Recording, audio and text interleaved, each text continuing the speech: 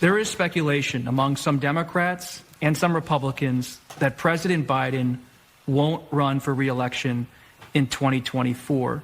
What's your message to those who say that? Listen to President Biden. He intends to run. And if he does, I intend to run with him. So there you go. Would you ever run against the vice president? Look, the last thing on my mind right now is campaigns. How you feeling? Did you fly in yesterday? We did, yeah. You bounce around? Yeah. How's this look?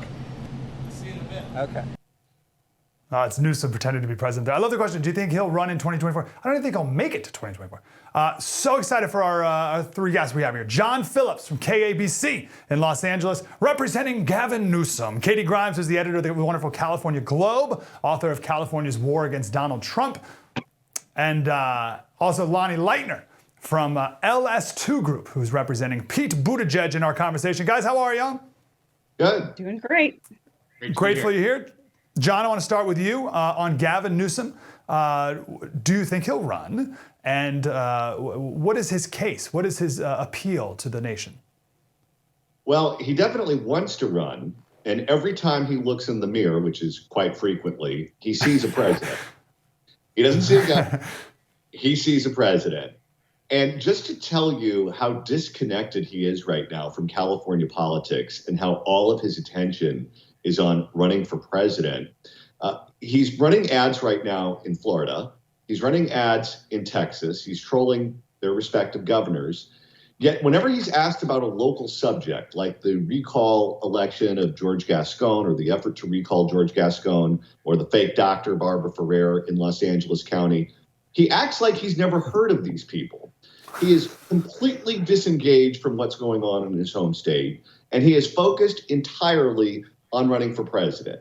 Now, where I do think he's definitely outside the mainstream nationally, he does have a certain degree of appeal within the Democratic Party. A, he's not 912 years old, which is what the age is of all the others. But B, he can raise a ton of money. He has demonstrated he can in a big, powerful state, including a recall election where the polls weren't initially very good for him. The guy is a street fighter. Do not underestimate Gavin Newsom. Gavin Newsom looks like he's a guy to be roadkill, but let me tell you, he does nothing but win elections here in California.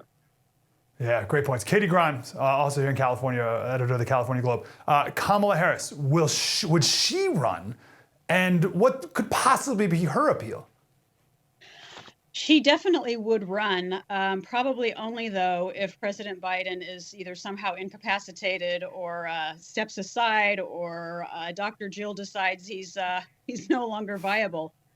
Her appeal is merely a political identity issue. She's a check the boxes kind of candidate. She's female. She's a woman of color. She's the first this. She's the first that. And because she's such a fabulous public speaker, I think everyone in the country would be just smitten with her. I hope the sarcasm went through it well enough for everyone. She did so badly in the primaries. I mean, she didn't even make it to the primaries. She and her people, she doesn't have people, right? But they can't possibly think that she could win now, right? I can't imagine that they could, because you think about her people, they let her go out and speak the way she does and toss those word salads to the public. It feels like they're sabotaging her. They can't be that incompetent. So I think she's not living in a world of reality, nor are her people. But I think she's ambitious, and between ambitious and a very mediocre IQ, it's a dangerous person. Lonnie Leitner on Pete Buttigieg. Let's get out of California for a little bit. The former mayor of South Bend, Indiana, now for whatever reason, because he loves trains, the transportation secretary, he is like polling on the top of the polls for some reason. So would he run, and what could his appeal be? Well, he definitely wants to run, and he's 40 years old. You know, he's graduated from Harvard, a Oxford Rhodes Scholar. Had a decent career in the military, but he also checks a few boxes.